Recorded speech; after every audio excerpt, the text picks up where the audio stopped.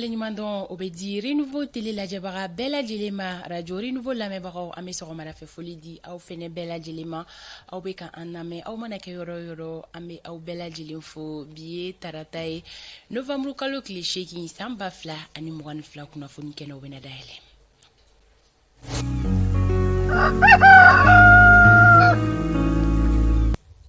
Solika wuli kɛbagaw aw ka foli bɛ yan nɔ aw minnu bɛ yen nɔ k'aw sera aw ka baarakɛyɔrɔ la aw ka télé bɛ Renouveau la k'aw ni ɲantuma ka kɛ ɲɛna aw ka wagatiw cogoyaw ye aw minnu fana bɛ an lajɛ sokɔnɔnaw la an bɛ foli di aw ma bɛɛ lajɛlen de bɛ fo Mali kɔnɔ ani Mali kɔ kan togodala mɔgɔw an tɛ ɲinɛ aw kɔ sabula aw fana bɛ aw sɔgɔ ni jɛmukan in na don o don walasa ka se ka kunnafoni ɲuman ka o sɔrɔ nin yɔrɔ la radio partenaire minnu bɛ sɔgɔ anw na walasa ka se ka nin jɛmukan in cari Mali fan caman fɛ an ka foli bɛ radio partenaire lamɛnbaga bɛɛ lajɛlen ye an bɛ taga segukaw fɛ yen nɔ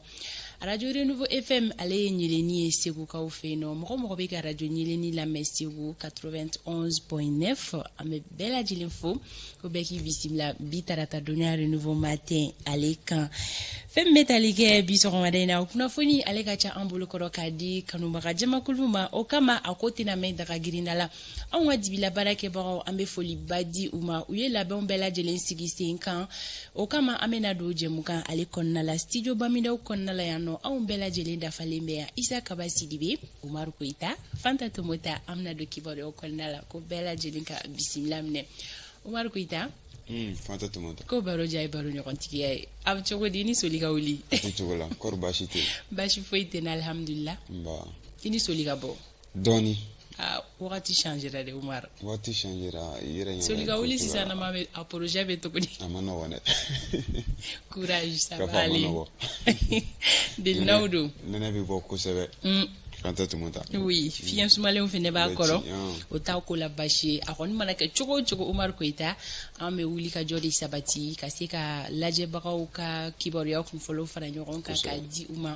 min b'a to u bɛ se ka bɔ kunnasiri la u ka tile journée kɔnɔna la o ye layidu kan ye an ni ɲɔgɔn cɛla la a bɛ cogo di yalima kibaruyaw bɛ cogo di bolokɔrɔ bi kosɛbɛ Fanta Tomota kunnafoniw ka ca kosɛbɛ bakurubaw b'an bolo i n'a fɔ kunnafoni misɛnninw ka se ka dafa an b'a fɔ a lamɛnbagaw ma k'u k'u bisimila kunnafoni kɛnɛ kan Fanta Tomota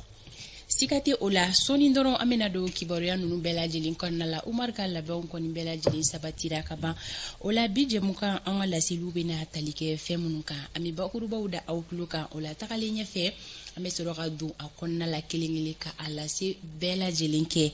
bi sɔgɔmada in na kumasen min bɛ an bolokɔrɔ ni Isa Kaba bɛna walawalali jɔnjɔn kɛ o kan décryptage kɔnɔna la o de ye distinction honorifique ye distinction honorifique ye jumɛn de a bɛ fɛn jumɛn de ko fɔ ani an b'a fɛ ka mun de fɔ sɔgɔmada in na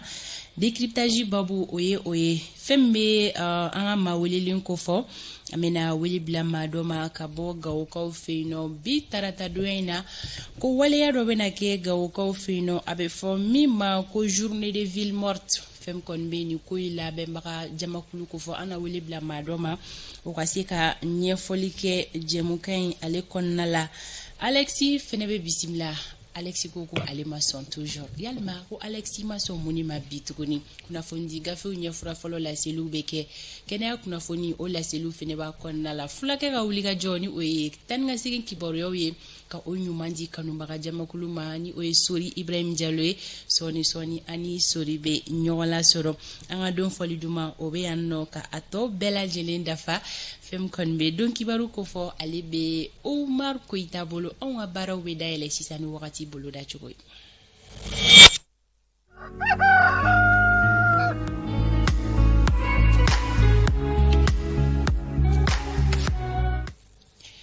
Sangolo ale bɛna jɛya dɔɔni Mali marabolo bɛɛ lajɛlen kɔnɔna la nka tawdenikaw fɛ yen nɔ ko nɔgɔ bɛ da kabala fo nɛnɛ fiɲɛ o bɛna ci Mali fan bɛɛ Mali marabolo dɔw kɔnɔna na a fiɲɛ bɛ se ka bonya wagati ani wagati i n'a fɔ an ka kɔrɔnfɛ marabolo kɔnɔna la bi o kɔrɔnfɛ marabolo kelen ninnu kɔnɔ ka fara camancɛ marabolo kan u ka yɔrɔ janfilɛli min b'a daminɛ kilomɛtiri 4 ka taa bila 7 la ko o filɛliw gɛlɛya bɛ don a la bi min sababuya o bɛ kɛ gɔngɔnci ye fɛn min kɔni bɛ tali kɛ Mali fantɔw la gɛlɛya bɛ don yɔrɔ janfilɛli min na o b'a daminɛ kilomɛtiri 8 ka taga fo sanfɛ tilegan in na tile bɔta hakɛyaw olu cogoyaw filɛ Kayikaw bi aw ka tile bɔta fanga bi jɔ degere 38 na Kulikoro 36 Sikaso 35 Segu o fɛnɛ bɛ kɛ 35 ye Moptikaw olu ta bi jɔ degere 36 la Tombouctou ni Gao olu ta bɛ kɛ 35 ye Kidalikaw olu ta bɛ kɛ 32 ye Menaka 33 Taoudeni degere 31 Buguni ka fara Kucala kan ani Kita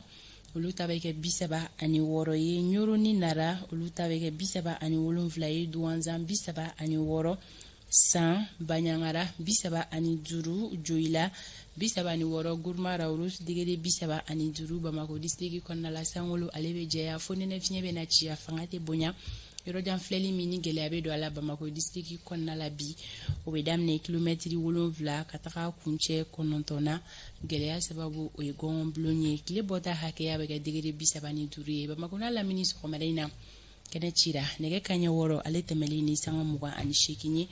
tile bɛ na bi nɛgɛ kaɲɛ 18 o mana tɛmɛ ni sanga 2 ye wagati boloda cogo in ye ka di maliden bɛɛ lajɛlen ma walasa ka se ka ta fanw dɔn ko ala ka bi tarata tile hɛrɛ di bɛɛ lajɛlen ma don kibaru ale bɛ na dayɛlɛ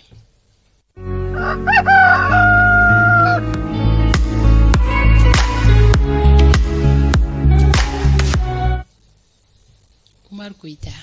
sanga 23 o bɛ nɛgɛ kaɲɛ 7 sanfɛ bɛ sira di ma i ka don kibaru dayɛlɛ kunnafoni minnu mana k'i bolo kɔrɔ ko lase kanubagaw ma Fanta tumata baasi tɛ ni ye sira di yan nɔ n bɛ baaraw daminɛ o kumu kɔnɔna na bakuruba saba bɛ an bolo an bɛna n da se minnu ma ni kunnafoni misɛnninw bɛ don o fɛ o fɔlɔ o bɛ tali kɛ fɛn min bɛ tali kɛ finitigilakaw olu ka kunnafoni di so la olu kɔni ye kunnafoni di waleya dɔ kɛnɛ sigi ka bɛn kununko ntɛnɛndon ma o kumu na u y'a jira k'a fɔ ko Mali finitigilakaw kɔni sera ka banbagaci maa 130 ɲɔgɔnna k'olu de fa wa maa caman olu welela maramafɛn caman o minɛna ni okumu kɔnɔna na ka fara o kan fɛn bɛ tali kɛ jɛrɛjɛ min kɛnɛ sigilen don Centre International de Conférence la ni a bɛ forum mamala ko fɔ o kɔni kuncɛra laɲini jumɛn de bɔra kɔnɔ an bɛna an da don o la ka fara o kan an bɛ bi ta kunba sabanan o bɛ tali kɛ Ma Kuyate numéro 2 ale ka fatuli baaraw la an bɛna an da don maa min kun ye ni musoba ɲɛ ka ɲɛfɔli kɛ aw bɛɛ lajɛlen ɲɛna sɔni an bɛna an da don nin bɛɛ la ka nin walawala an bɛ segin ka foli kurakura ka ɲɛsin an lamɛnbaaw bɛɛ lajɛlen ma ka kɛ ni u sigiyɔrɔ cogoyaw ye kunnafoni ko nasira la fɛn min ye kulukorokaw fɛ yen nɔ olu kɔni ka protection civil ma u ye kunnafoni min di ka bɛn ni octobre kalo in ma u kɔni y'a jira k'a fɔ ko sirabakan kasara ani ka taa se waleya minnu kɔni kɛra u ka dugu kɔnɔna na ko maa 12 olu de tora a la maa 440 olu de banana o kɔni ye kibaruya min dira kulukoro ale protection civil fɛ ka bɛn ni u ye wulikajɔ baara minnu kɛ octobre kalo san 2022 kɔnɔna na ka tɛmɛ ni u ka kunnafoni cogoyaw ye a yirala k'a fɔ k'u ka wulikajɔ kɔni kɛra ni a bɛ fɔ o ma intervention 300 ɲɔgɔn na o waleya ninnu kɔni kɔnɔna na ko fɛn min kɔni ye maa dɔ ko o tora ji la u ye wulikajɔ kɛ ka ɲɛsin o ma ani ka taa se u ka kunnafoni sɔrɔ cogoyaw la u kɔni y'a jira k'a fɔ ko maa hakɛ min ni tora nin kasara ninnu na ɲinɛ octobre kalo kɔnɔna na ko o kɔni ka can ka tɛmɛ septembre kalo tɛmɛnen ta ka sabula ko septembre kalo tɛmɛnen ta la ko maa 9 olu de kun dayana nka octobre kalo o kɔni samana ka se fo maa 12 ma nin kun ye kulukoro protection civil ma olu ka cikan sɛbɛn an bɛ tɛmɛ ni kunnafoni cogoyaw ye halisa ka kɛ ni lakanabaliya fanga bonya kojugu ye Gawokaw fɛ yen nɔ min bɛ bangena bɛnganiya walew la maa taw fo ka taa se maa fɔgaw ma ani ka taa se sira tiɲɛ kojugu ma lafasali tɔn minnu bɛ Gawokaw fɛ yen nɔ kɛrɛnkɛrɛnnenya la INTM Gawo CSTM Gawo ani DTM Gawo olu kɔni an ŋaniya sigi k'a jira k'a fɔ k'u na baara sonsoru baara dɔ kɛ min bɛ taa tile 2 ɲɔgɔnna na o baaraw kɔni o bɛ daminɛ bi tarata novembre kalo tile 8 o tile 2 kɔnɔna na u kɔni y'a jira k'a fɔ ko n'a bɔra kɛnɛyasow la i n'a fɔ hôpital régional la CCRF CESCOM ani ka taa se SOMAGEP ani EDMSA ko n'a bɔra olu kɔni na ko baara kɔni bɛna jɔ faso ka cakɛda bɛɛ lajɛlen na fo ka taa se kɛnyɛrɛyew yɛrɛ ma Gawo kɔnɔna na min bɛ tali kɛ kalangow la ekɔlisobaw ani ka taa se privéw ma ko olu bɛɛ lajɛlen kɔni bɛna datugu ni tile 2 in kɔnɔna na a tile 2 yɛrɛ a baaraw bɛ daminɛ bi tarata ka taa bila sini araba la an bɛ tɛmɛ ni kunnafoni cogoyaw ye i n'a fɔ bakurubaw la an y'a lase aw ma cogo min na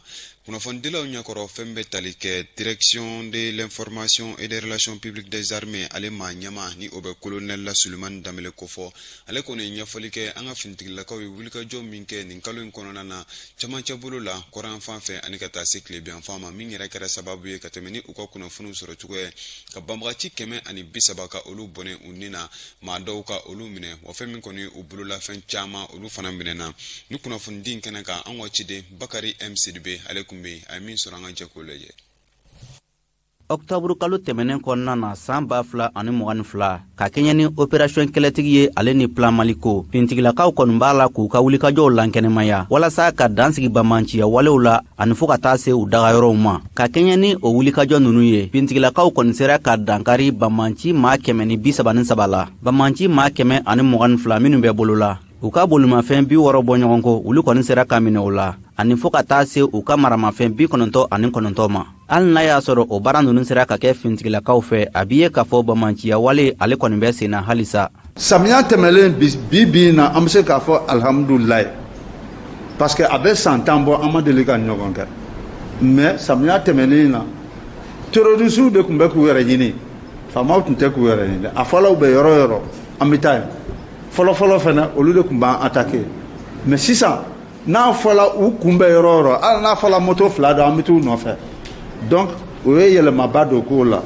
nin kɛnɛ in kan diriba maa ɲɛma ale ye bugunatigɛ di kunnafoniya dɔw kan minnu bɛ bɔlɔlɔw sanfɛ an bɛ donni min na i ko bi kunun dɔrɔn armée malienne bɔla tout autour de Menaka à la ronde ils ont fait 40 km donc n'a fɔla ko terroriste bɛna EGS bɛna Menaka kɔni minɛ u kan ka ko 40 km kɔni kɔnɔ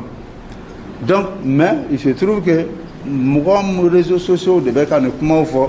mɔgɔw de bɛ ka nin kumaw circuler pour que k'a fɔ mɔgɔw ɲɛna ko tubabu minnu tun b'an bara n'olu taara armée malienne dɛsɛla k'olu ka place ta parce que Tɛnɛnku zone ninnu a b'a dɔn ji de bɛ yen c'est vrai que samiya banna mais ji ma jigin kosɛbɛ donc o ye opération aéroportée kɛ donc u bɛ se tuma min na u fana terroriste ninnu ye kisɛ ci u la donc u ye kɛlɛ kɛ donc kɛlɛ kɔfɛ de an terroriste 15 de neutralisé contrairement à ce que les gens disent c'est pas des hommes qui ont été arrêtés k'u minɛ k'u bɔ tɔw la ka t'u faga non kɛlɛ de kɛla il y a 15 terroristes qui ont été neutralisés ka kɛɲɛ ni colonel Sulemani Danbele ka laseliw ye n'i y'a ye nin baaraba ninnu sera ka kɛ fintigilakaw fɛ a bɛ tali kɛ wulikajɔ minnu kɛlen don jamana ɲɛmaaw fɛ ni k'a ɲɛsin fintigilakaw ma walasa u ka baaraw bɛ se ka nɔgɔya u bolo o dɔw bɛ tali kɛ mina ɲɛnama sɔrɔliw la dɔ farali fintigilakaw hakɛ kan ani o n'a ɲɔgɔnna caman an bɛ tɛmɛ ni kunnafoni cogoyaw ye conseil national de transition na jɛkulu min bɛ yen nɔ ni ale ɲɛsin bɛ forobaciya koɲɛw ma olu kɔni ye taama bolo dɔ kɛ kunun ko ntɛnɛn novembre kalo tile 7 ka t'u ɲɛda aéroport ale baara kɛ ɲɛw cogoyaw kan o hukumu kɔnɔna na o kɔni ka laɲini de ye ka se k'a dɔn nin cakɛda in kɔnɔna na baaraw bɛ kɛ cogo jumɛn na ani gɛlɛya jumɛn de bɛ yen nɔ u bɛ se k'u ɲɛmada min fɛ ni ka o lase o hukumu kɔnɔna na an ka ciden minnu tun bɛ o ye Zakariya Umaru Keyita ye a ye min sɔrɔ an ka jɛ an k'o lamɛn. Bamako ɲɛda de don Mali ɲɛda de don parce que doni bɛ kɛ yan de fɛ donc a ka kan o ka minɛ ka ɲɛ o ka baara min kɛ yen o ka baara kɛ ka ɲɛ an ye yɔrɔ caman lajɛ ka taa départ la ka na arrivée la ka na tour la ka na piste la an ye yɔrɔ caman lajɛ et puis an ni aéroport baarakɛlaw an n'olu de jɛra ka visite nin kɛ an ye min jateminɛ an y'a jateminɛ k'a fɔ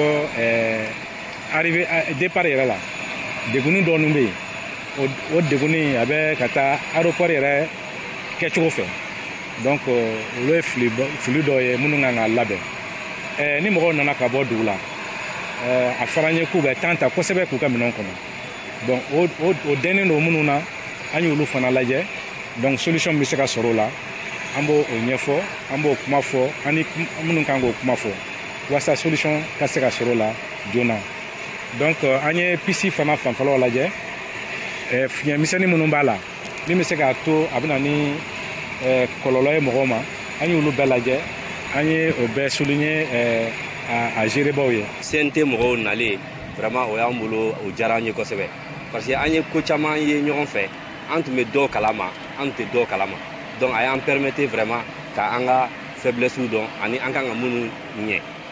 An bɛ hakilisigi mun di mɔgɔw ma c'est que fɛn caman comme y'a fɔ an tun ye disposition ta olu la déjà olu bɛ ka kɛ maintenant an ye fɛn minnu ye olu fɛ olu fana an bɛ disposition ta olu bɛɛ la.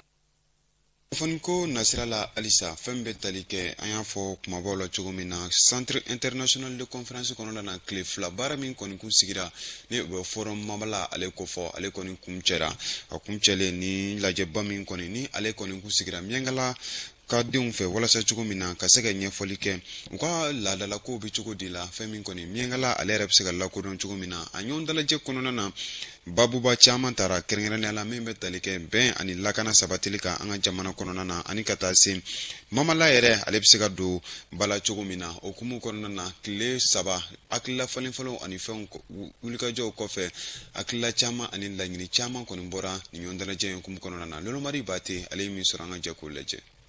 musow cɛw minnu bɛ mamala kɔnɔna na u bɛɛ lajɛlen nana k'u hakili jagabɔ miyankala dalalakow kan ni ɲɔgɔn kunbɛnba in nin kɛra sababuba ye miyankaw ma walasa u ka se ka sigikafɔ kɛ wa ka bɛn ko dɔw la mun bɛ se ka ɲɛtagaba di mamala dugudenw ma. An sera ka hakilina dama min fara ɲɔgɔn kan a fɔlɔ an bɛnna kan k'a fɔ an bɛɛ ka bɛn ka kɛ kelen wolomali kana kɛ an ni ɲɔgɔn cɛ. Miyankala sigida siya bɛɛ de b'an fɛ yen siya bɛɛ ka kɛ kelen an bɛɛ ka ɲɔgɔn ko to ɲɔgɔn ta la n'o bɔra yen fana an ka population an ka sigida mɔgɔw u k'u cɛsiri kunnafoni di la u ka se ka kunnafoni di sɔrɔdasiw ma an y'a laɲini fana n'a bɔra bi la an bɛ le 5 novembre kɛrɛnkɛrɛnya miyankala tɔgɔ la. nin ɲɔgɔn kunbɛn in balen u ka président y'a yira k'a fɔ k'ale nisɔndiyalenba de don sabula ko ni ɲɔgɔn kunbɛn in laɲinina cogo min na k'a kɛra ten wa a ye welewele bila miyankaw bɛɛ lajɛlen ma ko bɛɛ lajɛlen k'i cɛsiri walasa u ka se ka bɛn ko la. ne min wɛrɛ fɔ ka ɲini miyankaw fɛ bɔbɔw fɛ fulaw fɛ fɛn bɛɛ bɛ an ka mara kɔnɔ fɛn fɛn bɛ yen ka bɛn bɔbɔw fɛn fɛn bɛ yen jafin bɛɛ ka wuli ka jɔ bɛɛ k'an dɛmɛ donc an bɛ ala deli miyanka a kɛra cɛkɔrɔba a kɛra makɔrɔba a kɛra maa fɛn fɛn ye denmisɛnnin ye a kɛra mɔgɔ mɔgɔ ye bɛɛ ka wuli ka jɔ bɛɛ k'an dɛmɛ musow surtout u ka wuli k'an dɛmɛ nin ko in na u k'an dɛmɛ yɛrɛ de u bɛɛ ka fara ɲɔgɔn kan n'an bɛnna fɛn bɛɛ bɛ se ka sɔrɔ min ka doni bɛ ala bolo ala b'a d'an ma mais n'an ma da a tɛ ɲa fo an ka fara ɲɔgɔn kan de fo an ka fara ɲɔgɔn kan. mouvement ensemble pour le mamala u y'a yira k'a fɔ k'u bɛna mamala arrondissement 19 bɛɛ lajɛlen fara ɲɔgɔn kan walasa ka bureauba kelen bila sen kan. aya nin kɔni kun ye miyankalakaw olu ka kibaru ye mamala ale hakililaw kɔni ye nin wale walasa ka se ka bɛɛ lajɛlen fara ɲɔgɔn kan minɛnba kelen kɔnɔna na an bɛ tɛmɛ ni kunnafoni cogoyaw ye halisa waati min na a kɔni dɛn bɛ kosɛbɛ syndicat lafasali tɔnkulu min bɛ kɛɲɛbakaw fɛ yen nɔ école-maître tɔgɔ la ani ka taa se u ka DAE ma o waati kelen kɔnɔna na gɛlɛya wɛrɛ kɔni kun bɔlen don fɛn bɛ tali kɛ sikasokaw olu ka lafasali tɔn min bɛ école-maître tɔgɔ la ani ka taa se directeur du centre d'animation pédagogique min bɛ Kajolo ani ka taa se préfet ma o waleyaw kɔni na olu kɔni syndicat lafasali tɔn kulu ninnu kɔni bɛ ka bolodogoni si DCAP ma k'a yira k'a fɔ ko a kɔni ye maa dɔ ta ka o kɛ fɛn min bɛ ekɔli dɔ ale ɲɛma ko fɔ ni directeur ye k'a sɔrɔ ko CT 12 o de bɛ o bolo o hukumu kɔni kɔnɔna na olu kɔni ma jɛni o waleya in ye wa u y'u ka nisɔngoya yira o hukumu de la o waleya la kɔni gɛlɛya caman bɛ olu ni ɲɔgɔn cɛ bi na a ko mana kɛ cogo min na kunnafoni nataw la an n'an da don bɛɛ lajɛlen na k'o walawala Fanta Tumata nin bɛ tali kɛ kunnafoni tako fɔlɔ la an sera ka min sɔrɔ ni sanga in kɔnɔna na. Umar Koita ka ifo ka yira kanumɔgɔw la k'a fɔ ko kunnafoni tɔ caman bɛ kɔfɛ ka na fɛn min bɛ tali kɛ an ka siraba lahalayaw la a ka kan kanumɔgɔw ka o dɔn nin sanga in kɔnɔna la a b'a to maa minnu bɛ so n'u ma bɔ fɔlɔ u kan ka tɛmɛ sira minnu fɛ u ka se ka o lahalayaw dɔn minnu yɛrɛ bɔra ka ban janto kɛrɛnkɛrɛnlen minnu bɛ se ka kɛ olu fanfɛla la ka bɔ anazɛri yɔrɔ la Sori Ibrahim Diallo a ka don o don wuli ka jɔ o ye sisan an bɛ a lajɛ ka taga Sori fanfɛ an ka bi nɛgɛ karafetigi o ye Fuseni Daw ye Fuseni i b'a lajɛ sɔɔni na ni Sori sera ka ɲɔgɔn lasɔrɔ.